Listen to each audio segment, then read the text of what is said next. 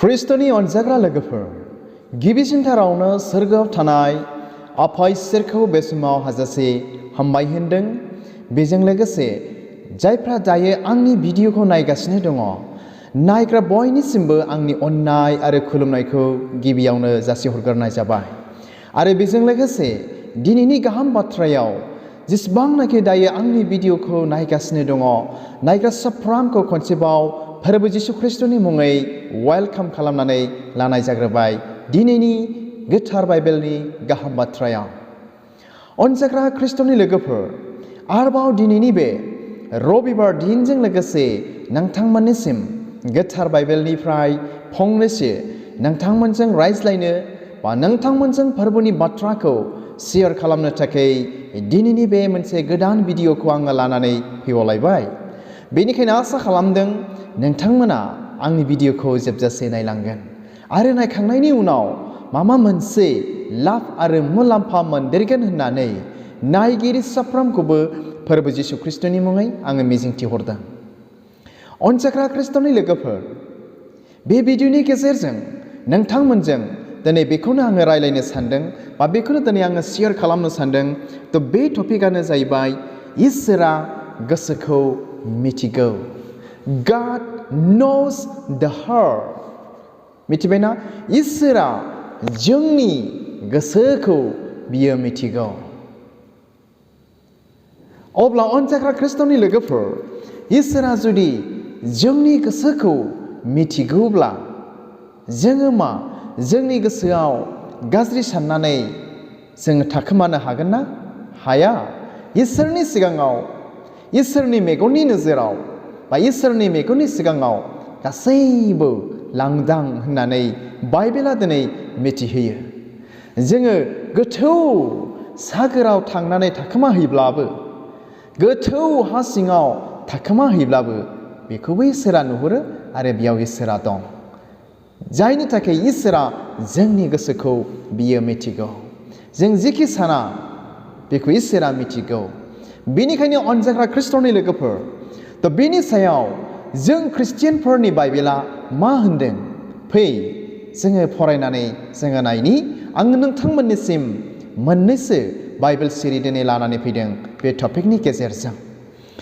जों बे समाव गिबियावनो फरायनानै लाग्रोनि जेरेमिया 13 बालाबनि 10 सिरि। Jeremiah chapter 17 verse 10। बेयाव बेबायदि लिरदों, आं फोरबोआसो गावनिखौ नागिरो आरो गोसो इसिंनिखौ फोरमान लायो होननानै बुंदों। आङो साफ्रोमनोबो बेनि साल सलन बादिनो बिनो मावनायनि फिथाइखौ होयो। आसा खालामो नोंथांमोना खोब गाहामथारै बे बाइबेल सिरिखौ खोनाबाय। मा होननानै बुंदों? आं फोरबोआसो गावनिखौ नागिरो होननानै बर' बाइबेलाव बेबायदि लिरदों। आरो मा होननानै बुंदों? आरो गोसो इसिंखौ फोरमान नायो होनो। अनजाग्रा ख्रिस्ट'नि लोगोफोर, बे इसोरा दिनै गावनिखौ नागिरो आरो जोंनि गोसो इसिंखौहाय बियो फोरमान नायोनो। मा रोखोम खालामदों, मा रोखोम सानदों, मा थांखि लादों, मा साननाय दं जोंहा, बे इसोरा दिनै जोंखौ फोरमान लायोनो। बेनिखायनो दहाय आं एसे गिबियाव होनबाय, इसोरा जोंनि गोसोखौ बियो मिथिगौ।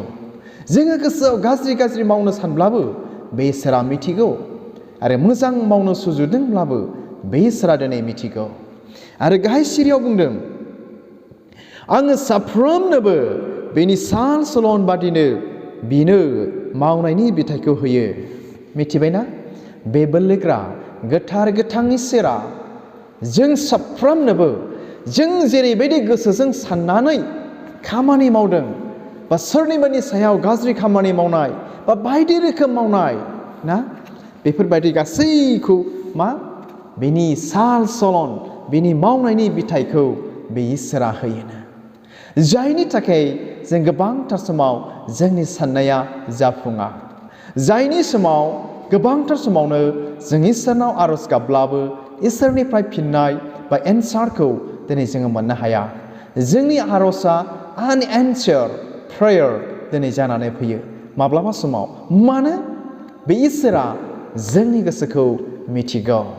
फिउचाराव मा जागोन जोंनि गोसोआ बेखौबो दिनै बियो मिथिगौ बेनिखायनो इसोरा ना समबायथे जोंनि गोसोआ उदायैखाय जोङो बिब्लाबो दिनै जोङो मोननो थाङा आरो मोननो हाया अनजाग्रा ख्रिस्ट'नि लोगोफोर दिनै ख्रिस्टियानफोरनि जोंनि ख्रिस्टियानफोरनि गोथार बाइबेला फोरबोनि रावा दिनै जोंनो बेखौ फोरमायदों अब्ला बे समाव आंनि भिडिअखौ नायगिरिफोर फै जोङो मिथिनि बे समाव जों दिनै ख्रिस्टियानफोरनि गोसोआ माबादि जानो नांगौ जोंनि ख्रिस्टियानफोरनि गोसोआ बेबायदि साफा बेबायदि गोथार बेबायदि मोजां दिनै जानो नांगौ जे गोसोखौ इसोरा हामजायो जे गोसोखौ इसोरा मोजां मोनो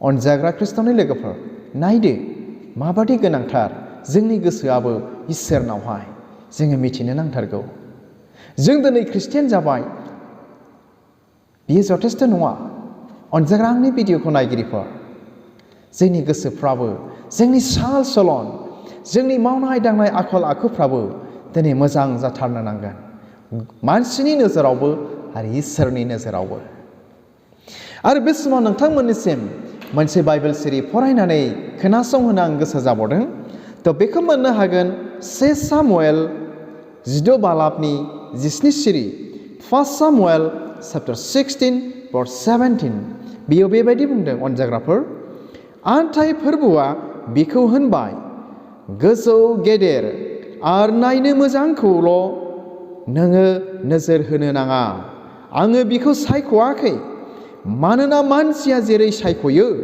आङो बेबायदि सायख'वा मानसिया सायावनि महर मुस्रिखौ नायो नाथाय आं गोसोखौसो नोजोर होयो आसा खालामो नोंथांमोना खुब गाहामथारैनो बेखौ खोनानो मोनबावलायबाय नोंथांमोना मिथिगौ ना जेब्ला डेभिडखौ सायख'नो थाखाय इसोरा गावनि दासखौ थिनहरो बिसिनि न'खराव डेभिडनि बिदाफ्रा ना गोजौ गिदिर नायनो मोजां मोजांथार दंमोन दिनै इसोरा जे दासखौ थिनहरदों अबसे खालामनो थाखाय बेखौहाय इसोरा बुंबाय नोङो गोजौ गिदिरखौल' नोङो नोजोर दाहो आङो मानसिया जेरैबायदि सायख'दों आं बिदिखौ सायख'वा आङो मा होननानै बुंदों आङो गोसोखौसो नोजोर होयो थाङै थाङै ना सबसे उन्दैसिन डेभिडखौ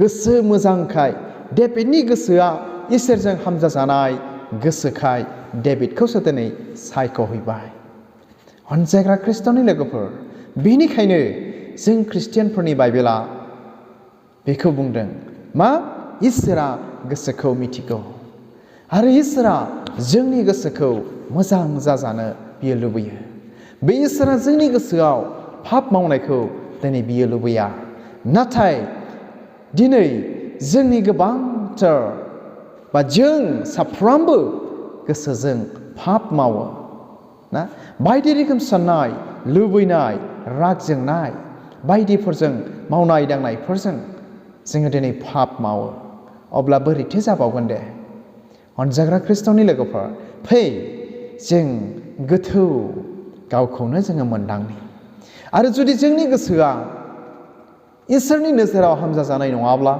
दिनैनिफ्राय इसोरनि नोजोराव हामजाजानाय गोसो जों दानानै लादिनि खालामनानै लादिनि अनजाग्रा ख्रिस्ट'नि लोगोफोर बा आंनि भिडिअखौ नायगिरिफोर जोंनि गोथार बाइबेला दिनै बेखौ मिथिहोबाय जे आङो गोसोखौसो नोजोर होयो होनदों इसोरा थ' आसा खालामो नोंथांमोना बे गुसुं भिडिअनि गेजेरजों गाहामथारैनो बुजिबाय मिथिबाय जों जोंनि ख्रिस्टियान जिबनावहाय जोंनि गोसोआ बेसेबांबा गोनांथार इम्परटेन्ट होननानै थ' हामबायसै अनज्लायग्रा ख्रिस्ट'नि लोगोफोर नायगिरि साफ्रोमखौबो बेखौनो मिजिंथिबाय दिनैनिफ्राय जोंनि गोसोफोरखौ मानसिनि नोजोरावबो इसोरनि नोजोरावबो मोजां गोथार खालामनानै लागोन होननानै बयनिसिमबो मिजिंथिनानै दिनैनि भिडिअखौ बेयावनो दोनबाय गोजोन्थों।